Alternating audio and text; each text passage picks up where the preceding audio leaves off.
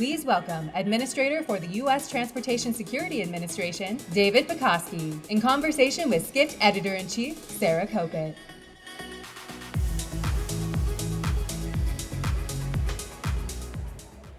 Hello, thank you so much for joining us today. So, I assume you flew here from DC? We flew from DC this morning. Great flight. Yep. And so I must know, do you yourself need to go through TSA security? Yes. Every time I travel, I go through TSA security without question. How was it? It was great. Yeah. Pre-check lane, it's the way to go in Washington, Dulles. And if you fly to Dulles, there's two pre-check lanes. There's one up on the main level and one level below. It was super fast, maybe 5 minutes in screening. Do the agents know you by now? Many of them do, but not all. It's a big agency. We have about 50,000 agents, so not all do. And that's actually part of what I enjoy is being able to go through screening as a passenger. Yeah. And you get the experience a passenger would get. Yeah, it's like that show. I forget what it was called. Undercover Boss. There you go. Right. That's the one. Yep. Okay. Yep. So travel is booming. Mm-hmm. That is great for every single person in this room. Yep. But for the TSA, that means you've got more passengers. It seems like every time Skift writes a story on a big holiday weekend, it's like record after record after record after record. So I'm curious, how are you going to do it? How are you going to screen more passengers and maintain safety and security? Yeah, it's a great question. And just to give you a stat to think about, if you took the 10 busiest days in TSA history, so TSA founded right after 9/11, so 23 years old, the 10 busiest days have all occurred since the 24th of May of this year. That's amazing. That's an amazing stat. And when I first came into this job 7 years ago, we were almost going to break 2 million passengers a day. Very close, 1.9, 1.8.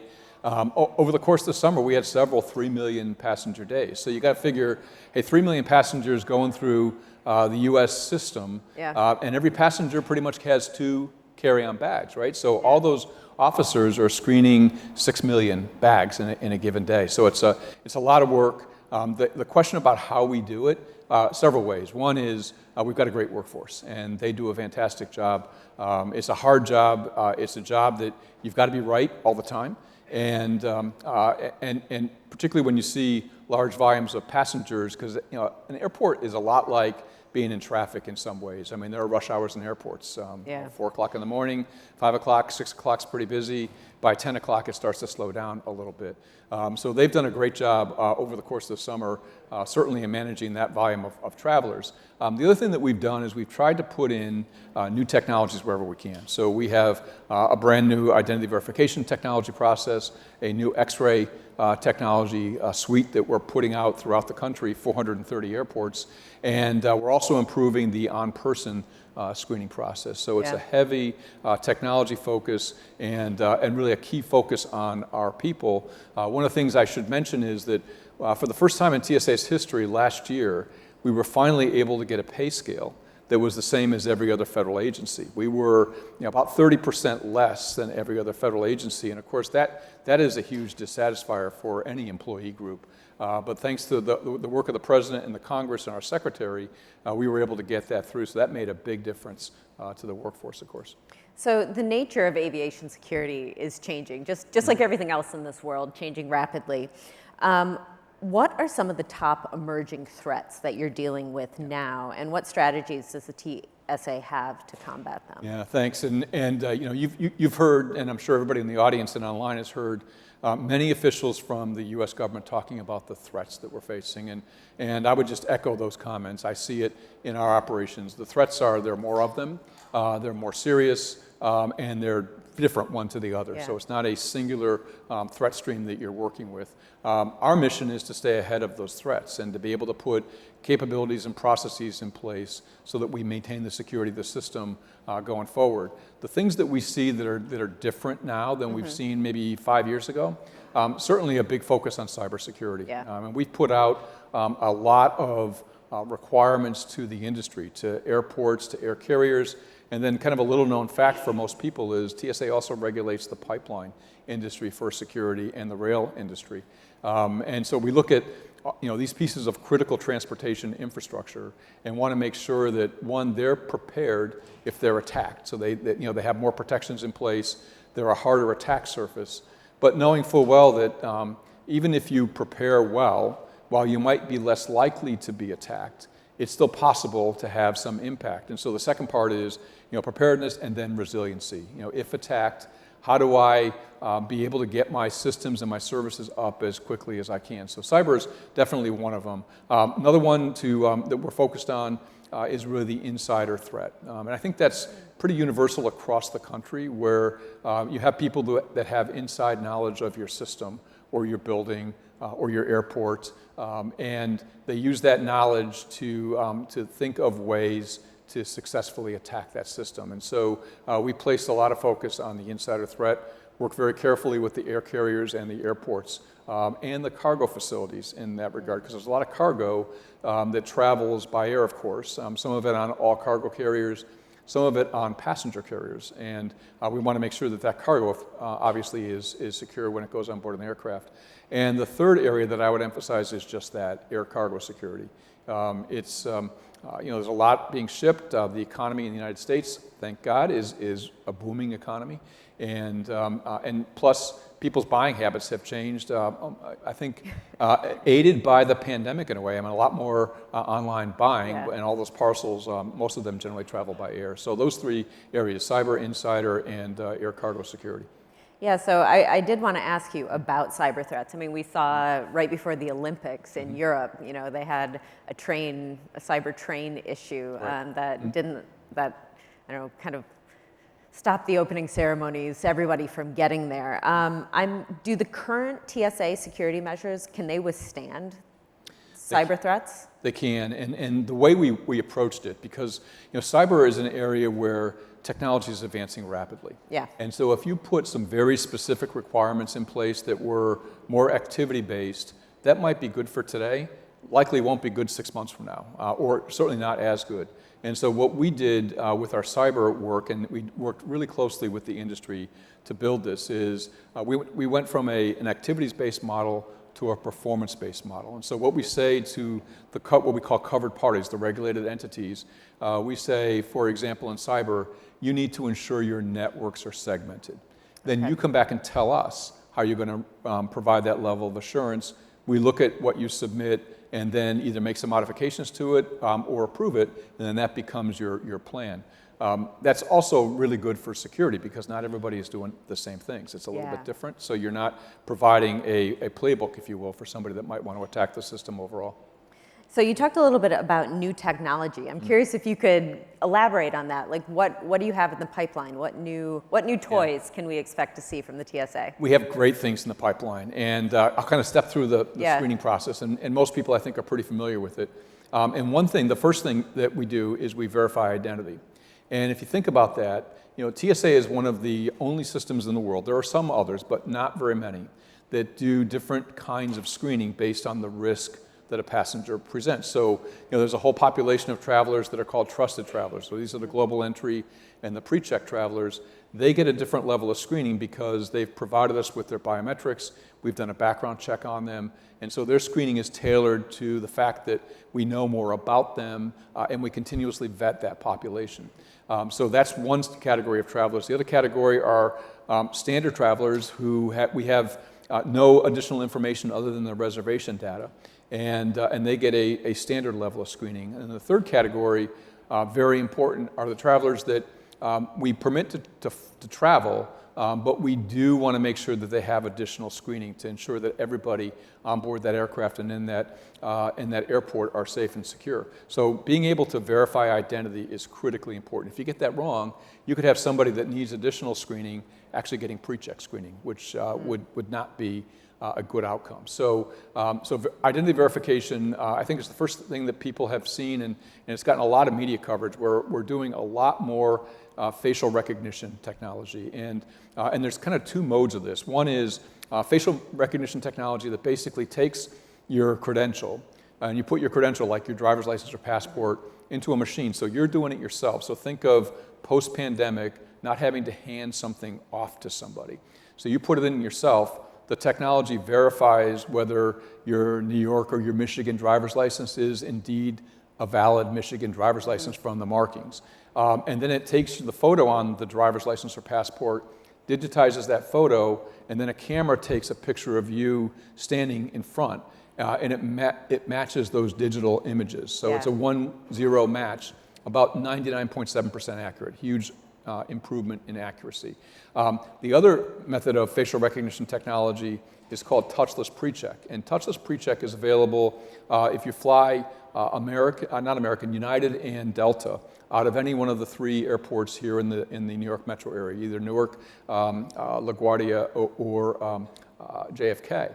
And what you do is, as a pre-check, and this is for pre-check only, as a pre-check passenger, is you literally stand in front of a camera, you don't exchange a credential at all. So it's totally touchless. And then it matches the image the camera sees with the passport image you provided when you registered for TSA pre-check or global entry. This is a huge improvement in speed.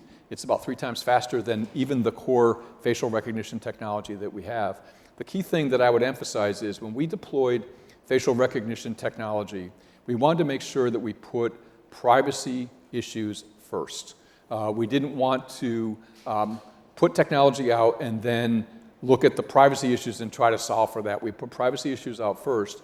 And so just know when you use the facial recognition technology, one, you can opt out of it if you choose to. And if you do choose to opt out, you will not lose your place in line. So there is no penalty for opting out if you choose to. And secondly, if you're doing that touchless solution, you have to opt into that. So you'll opt in when you check in for your flight. One of the pages that will come up says, hey, we're doing touchless identity solution. Do you want to participate? You click a button, it says yes. And then on your boarding pass, you'll see a little image of a face on there. So that lets everybody know that you have already opted into that. So identity verification, huge advantage in speed, significant advantage in efficiency, and probably the biggest advantage is in terms of accuracy. It's far more accurate. Second thing you do is you take your carry-on bag and you put it in a bin now with the CT or computed tomography X-ray machines. And if you think of the United States system, we have about 2,400 individual screening lanes across 430 airports in this country. We have deployed the CT technology at very small airports and very large airports. So it's not going large first and then to the small, because as you know, if you come into one airport in the United States, you can traverse any airport once you're into the system. CT, computed tomography, is basically CAT scan X-ray systems, basically medical grade X-rays that are much better at being able to detect the threats that we need to detect. And our primary threat that we're concerned about is explosives.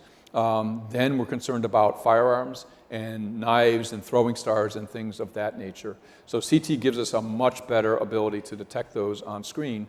The benefit for the traveler is that the traveler doesn't need to take out nearly as many things. Remember, you used to have to take out all your electronics, your liquids, aerosols, and gels. With CT technology in place, you don't have to do that. So that's again, thinking post-pandemic, that means that few of your things are going out of your carry-on bag into a bin that other people have used. So it's a benefit there. Goes through the CT X-ray system, provides the officer with a 3D view of your bag that they can literally manipulate around and kind of slice through, just like if you were getting a CAT scan in a medical facility. And so they have a much better tool to use. But what that means is that you take fewer things out as a passenger. The officer has a better view and can detect more things in your carry-on bag. And third, we have to do far fewer bag searches as a result. So there's a savings net in the overall process. Last thing is the on-person screening. It's called AIT, Advanced Imaging Technology. We've changed the software in that machine. That's the machine that you stand in and you put your hands up in one version. I'll get to the next version in a second. We changed the software. It improved detectability and reduced the false alarm rate by about 50%. So these are big improvements in technology, which means that there are 50% fewer pat-downs that we need to do. That's the least popular thing for my officers, least popular thing for a passenger. We have another version of the AIT where it's 2 panels, a little bit wider than an ADA, American Disabilities Act width. And you put your arms to your side, captures the image about 3 times faster, and has multiple screens that officers can resolve any discrepancies on there. So every single step on the screening process has new technology. Key thing I would mention is that this all costs a lot of money. Yeah. And we're about 40% through, just based on the funding that we get appropriated, which is limited. And one of the things that I'm advocating for at every turn is, hey, just give me some more money and I can complete these projects this decade rather than going into almost 2050 with the current funding levels. So as soon as you say facial recognition, I kind of, you know, the privacy, you know, it sounds alarms for me. You said you look at privacy first. Yep. How are you looking at privacy? What steps is the TSA taking to make sure all of our data, images, face, whatever, is secure? Sure. A couple things. One is that we have privacy impact statements that we publish on our website. And whenever we make a change, we update those privacy impact statements right away. In fact, they're updated before the change is put in place. Secondly, when the image is captured of you in our checkpoint in the non-touchless system, as soon as the next passenger steps up, all your data is erased. We don't retain it at all. We have no desire to retain that information. And the other thing to keep in mind is we only use your facial capture for identification. We use it for no other purpose. Some people might think that, okay, they've got my image. Are they going to be tracking my journey through the airport? We do not do that. We don't have the capability to do it, and we have no desire to do it.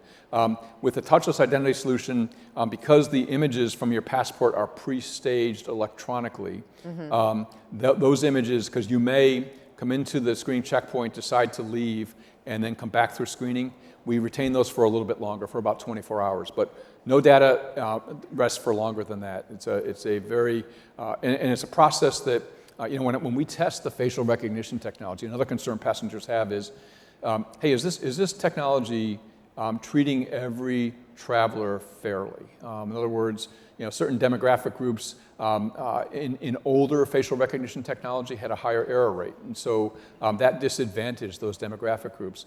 We've done extensive testing, and I don't do the testing in TSA on purpose. I want to make sure somebody else tests it, and when they test it, they find, and they're continuously doing tests, that we have no statistically significant difference across demographic groups. So that's a huge bonus. Lastly, our algorithms, the software in the facial recognition technology, are the most advanced algorithms as determined by the National Institutes for Standards of Technology. So we're trying to be a model agency, a responsible agency in the use of facial recognition, totally transparent, and again, giving people the option while we test it and while we get used to it and while the traveling population gets used to it, to continue to make improvements in it. So let's talk about global air travel. It's expected to increase by 4% each year. That's a massive amount, really. How's the TSA prepping for that? Yeah, one of the ways we're prepping for it, and the stat is right. It might be a little bit low. And you know, if you look at travel now in the United States, 2022 to 2023, which includes global travel, the increase was almost 13%. So a big increase, but that was still part of the pandemic recovery at the very tail end. This year so far, we're seeing, by the time we complete 2024, we think over 2023, probably about a 7 to 8% increase. So much larger than that 4% or so.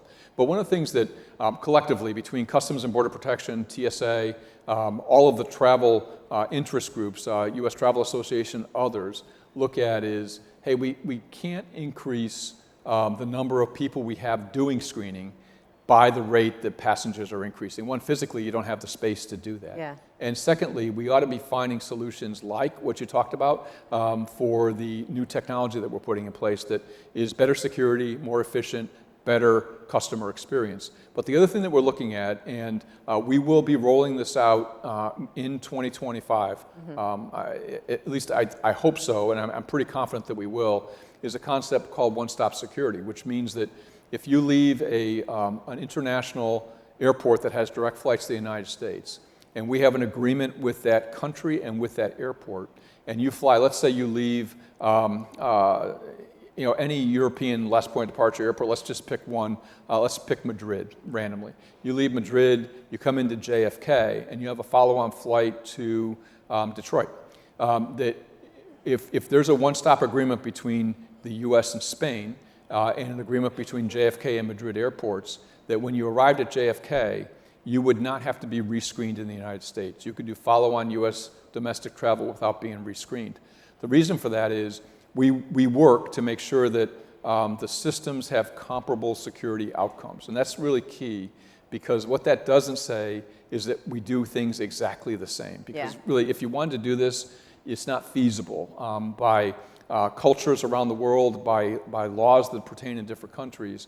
But as long as we achieve comparable security outcomes, that is what we ought to be working towards. And I'm 100% confident that we'll have at least one in 2025, maybe two. The other part of this is from the U.S. to that international airport. Same applies. As you fly out of the U.S., you go from JFK to Madrid. When you have follow-on travel anywhere inside the European Union, you would not get rescreened again.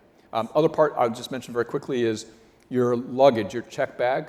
Most of it will go from the tail of your arrival aircraft internationally to the tail of your departure aircraft on your follow-on domestic flight. So you don't have to go and get your check bag and then pick it up and then reinsert it into the screening system. So I know when you have that one country to announce, you're going to come to Skift first, right? We will we will announce it very broadly for sure, because it is and Skift is certainly a vehicle that can do that. It's going to be incredibly good news, because what that means is flights inbound to the United States are more secure than they might have been in the past. It means that passengers get a better security experience. It's much more efficient. It means that you don't have to keep up with that increase in growth, and the customer experience is hugely positive. So really looking forward to getting that off the line. Well, thank you very much for joining us today. Yes. Thank you. Thank you.